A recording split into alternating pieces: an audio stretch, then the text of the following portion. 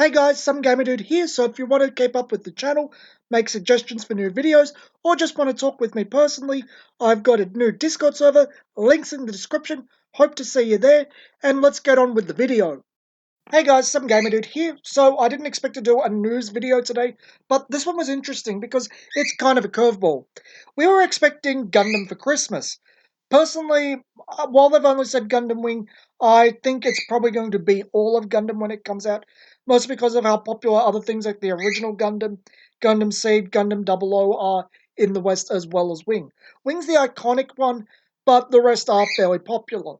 Not so much things like, unfortunately, G for my best friend, who's like, G Gundam when? That's my favourite. And I'd like things like ST Gundam Sangokuden. I would really love ST Gundam Sangokuden, which apparently just got redone, although I can't bring myself to collect them again. I still haven't finished making all the modded kits from the original. So, instead of Gundam for Christmas, we've got expansions to Naruto. 2 decks. Instead of being packaged as a 2-pack or a big multi-pack like Godzilla, it's 2 individual decks. Apparently they're retailing about 17, 18 USD, which is a bit pricey for a starter deck in the US, but considering it's 56 cards plus the 6 EX cards, I don't think it's terribly much. You get the playset of everything, so the deck plus the extras plus the extra deck. It's a really cheap price to try out this game. I thoroughly recommend you try out this game. But what I think is interesting is about the themes. It's still called the Naruto Boruto card game, but the themes of the 2 decks are, instead of being early Naruto, Naruto Shippuden early, mid Shippuden, and Boruto that's out, it's Hokages and student and teachers. So the Hokage said, I can't see them really getting a deck off the ground with just Hashirama, Tobirama, Sadarobi, the fourth Hokage, whose name I kind of forget as well, who, yeah, the third and the fourth do not have cards, which is interesting because there's a lot of characters that do not have cards yet. It's like they're saving stuff. Of course, Tsunade, Kakashi, and now Naruto. 7 characters. I'm not, and they'd have to go into Shippuden really to Boruto to start talking about Naruto, because if my memory is correct, he's never actually the Hokage within Naruto, and going down to 6 characters is not enough.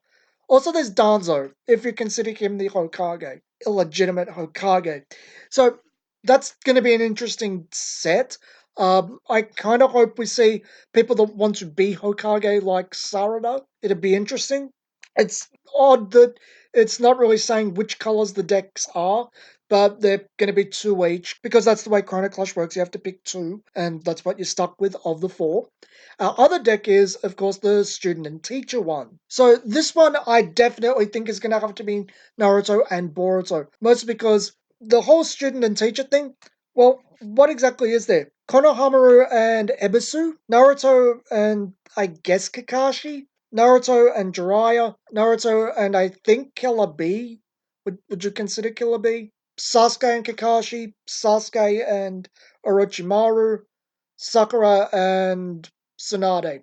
You can't. That's not really that many. You'd have to go into the whole Naruto and Sarada, uh, Sasuke and Boruto, Boruto and Konohamaru type stuff. Although they might go for the other characters, like they might go whole teams with their sensei and do squad type cards like Inoshika Cho and Asuma. So many characters. Naruto has a really big cast. Actually, that'd be really cool for the EX cards if they did like team 7, team 10, team 8. I think that's Lee's team, isn't it? Team Asuma. All those teams would make great EX cards, to be quite honest. And I don't know how they're going to interact the cards because there's no real text. How are they going to say this card interacts with certain character? It's going to be strange. Maybe they'll have face icons on the cards. I don't know. But it's going to be interesting. I think we could see some really cool stuff. And by having the Naruto expansion happen now, see, I mentioned in my review that questing wasn't really a thing where in the Naruto decks, and I found out why. Questing was only put in at the end of development, and those cards that can't be targeted by effects are the ones that are meant for questing. So these decks will give Boruto and Naruto card game more of a chance to have those questing cards. Plus, I think they probably think that Naruto and Boruto can sell more product than Godzilla and probably Gundam. Although I think that might be underselling Godzilla and Gundam a bit. So this is really interesting. We're going to see expansions in between sets so they can push off the big sets to later on. Where it's interesting with Godzilla, though, is that we haven't seen the original Godzilla yet, or the original Mothra, the 54 Godzilla and the 62 Mothra, at least from the previews that have been shown so far. And none of them seem to indicate these are going to be in the decks. And like how Naruto's missing a lot of stuff that could be used later, like Kaguya, Obito, Madara, the Sound 4, whatever's happened in Shippuden, I'm sorry, Boruto now. Godzilla's missing a ton of stuff. I hope it's not missing King Shisa. I really want King Shisa. But I like King Shisa because I like Shih Tzus. So, yeah, it's going to be interesting what Chrono Clash does. Also, of note, Chrono Clash's first sets, the Naruto sets, sold out. They have to be reprinted, which is good news for Chrono Clash. It means it's selling well. And we also got announcement of the second tournament packs, which is really good news as well. I really hope Chrono Clash grows, and I'd like to see more people playing it. If you haven't tried Chrono Clash, I really urge you to try it out. These decks are going to make it a bit easier to try out.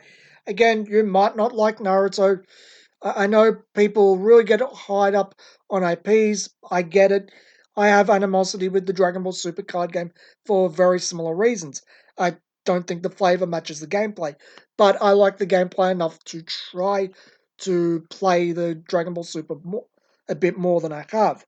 And I implore you to, as soon as something's bearable in Chrono Clash, if you don't like what's out, give it a try. It's worth your time.